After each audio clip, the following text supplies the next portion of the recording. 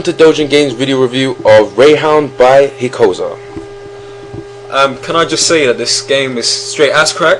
Everything about this game, I mean, apart from the visuals, everything about this game I hate. In fact, saying that now, the visuals, I mean, I'm beginning to see a pattern in Hikoza's games. It's simple, it's kind of mathematical, very shape orientated. That's to say, it's not like anything you've seen with characters and big eyes or big hair or anything like that, or anything anime or anything photorealistic. It's kind of abstract, looking at something along the lines of Geometry Wars. But this, I mean, the one thing I do like about this game, which saves it from maybe puts it in the pants section and not ass crack, is that it's something that you haven't seen before, in that you use the missiles from the enemies, the lasers from the enemies, to you direct them. They hover around your ship, and you direct them using your ship into other enemies. So basically, you're making one enemy's lasers attack another enemy.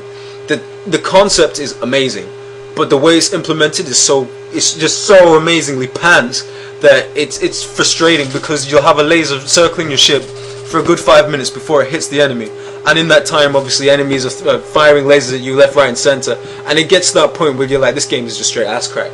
So I mean, I really didn't like it. Alright, well, I mean, I loved it. I think that Hikoza's style is simple yet addictive, and he's just putting these little spins on these old school types of games just to bring new modern flavor.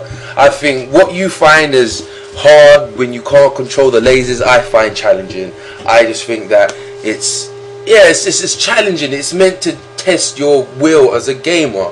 I think visually, okay, yes, the same thing you said. The guy again has gone for this Geometry Wars style, very mathematical, these squares and shapes across the screen. I think, yes, again, this time the enemies could, the design is lacking with the enemies, and I'll give him that.